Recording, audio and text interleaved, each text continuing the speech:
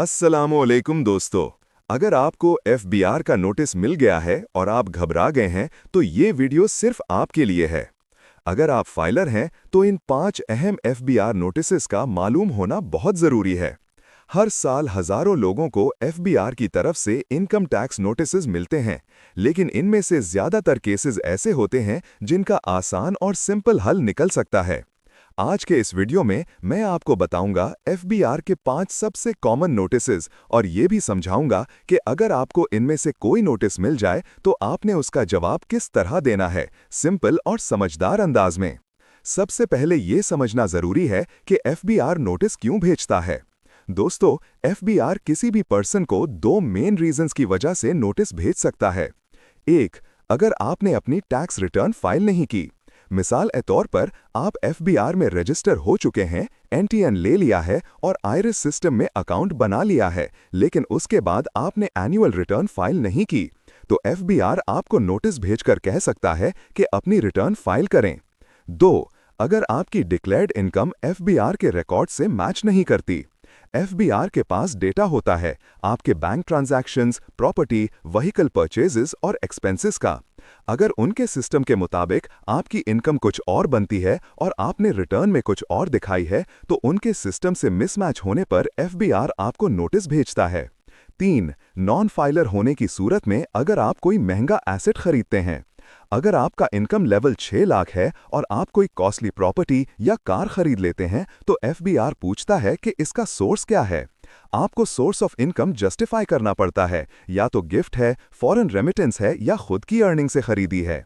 4, random audit selection या system error.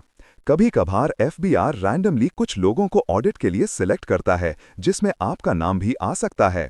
फिर वो आपसे डॉक्यूमेंट्स मांगता है और वेरीफाई करता है कि सब कुछ सही है या नहीं। अब बात करते हैं एफबीआर के 5 सबसे इंपॉर्टेंट नोटिसेस पर। 1, section 1144 notice to file return.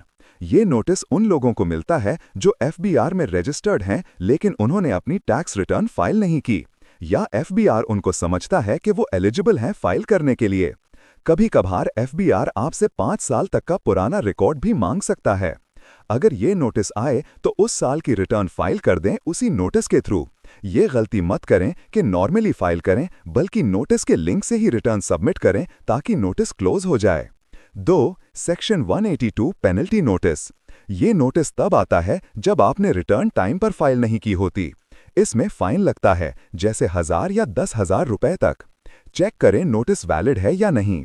अगर गलती से आया है तो अपील करें, वरना पेनल्टी पे करके रिटर्न फाइल कर दें। 3, section 176 notice to provide information. FBR आपसे कुछ डॉक्यूमेंट्स मांगता है, जैसे bank statement, salary slips, business books of accounts, utility bills. इसमें एक डेडलाइन होती है जिसके अंदर आपको डॉक्यूमेंट्स जमा करवाने होते हैं। तमाम डिमांडेड डॉक्यूमेंट्स रेडी करें और डेडलाइन से पहले एफबीआर को सबमिट कर दें। लेट सबमिशन से प्रॉब्लम्स बढ़ सकती हैं। 5, सेक्शन 177 ऑडिट नोटिस। ये सबसे सेंसिटिव और डेंजरस नोटिस समझा जाता है, लेकिन अगर आपका रिकॉर्ड सही है तो टेंशन लेने की जरूरत नहीं। एफबीआर ये नोटिस तब भेजता है जब वो आपकी डिक्लेयर्ड इनकम और एक्सपेंसेस वेरीफाई करना चाहता है। सब कुछ डॉक्यूमेंटेड रखें, salary slips, bank statements, bills, receipts, सब कुछ। और सबसे जरूरी बात, इस नोटिस का जवाब खुद से ना दें। ये काम सिर्फ टैक्स लॉयर या कंसल्टेंट को करने दें, क्योंकि इसमें लॉ रेफरेंसेस और प्रोफेशनल डॉक्यूमेंटेशन चाहिए होती है। 5, सेक्शन 122 अमेंडमेंट ऑफ असेसमेंट। ये नोटिस तब आता है जब एफबीआर को लगता है कि आपने अपनी इनकम कम डिक्लेयर की है। एफबीआर के रिकॉर्ड्स के मुताबिक आपकी अर्निंग ज्यादा होनी चाहिए। अगर गलती हुई है तो अपनी रिटर्न रिवाइज कर दें। अगर आपको यकीन है कि आपकी डिक्लेयर्ड इनकम सही है तो अपील फाइल करें और अपने एविडेंसेस के साथ अपनी पोजीशन डिफेंड करें। अब आते हैं कुछ इंपॉर्टेंट टिप्स पर जिनके जरिए आप इन एफबीआर नोटिसेस से बच सकते हैं। 1, हर साल अपनी टैक्स रिटर्न टाइम पर फाइल करें। लेट फाइलिंग से ही आप एफबीआर के रडार पर आते हैं। 2, हमेशा अपनी एक्चुअल इनकम ही डिक्लेयर करें, ना ज्यादा दिखाएं ना कम, जितनी हकीकत है उतनी ही फाइल करें। 3, अपने बैंक और प्रॉपर्टी रिकॉर्ड्स को एफबीआर डेटा के साथ मैच रखें। 4, हर 6 महीने बाद चेक करें कि आपका नाम एक्टिव टैक्स पेयर लिस्ट में है या नहीं।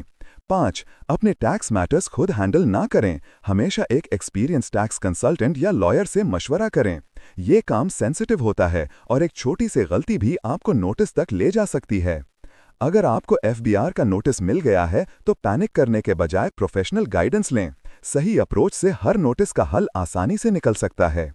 मैं हूं Chaudhry Mohammad Saeed, advocate high court, senior member Jinnah tax lawyers forum, Faisalabad. हम एक एसोसिएशन है जिसमें शामिल हैं lawyers, chartered accountants, computer engineers और एआई एक्सपर्ट्स। हम प्रोवाइड करते हैं professional services of income tax, sales tax, company and NTN registration, filer बनवाना, tax return filing, FBR notices का जवाब, refund claims and corporate clients handling, SEC और FBR के तमाम रिलेटेड मैटर्स। इसके अलावा अगर आप अपना बिजनेस ग्रो करना चाहते हैं तो हम आपको मुकम्मल business marketing and promotional services भी देते हैं, जिसमें ecommerce tools, website maintenance, YouTube, Facebook और टिकटॉक मार्केटिंग टेक्निक्स शामिल हैं। हम Amazon, दराज, वॉलमार्ट और दूसरे ऑनलाइन ई-कॉमर्स स्टोर्स की मेंटेनेंस सर्विसेज भी प्रोवाइड करते हैं। राब्ता करें 3411259762। अगर आपको ये वीडियो पसंद आई हो तो सब्सक्राइब, लाइक, कमेंट और शेयर करना ना भूलिए। शुक्रिया और अल्लाह हाफिज।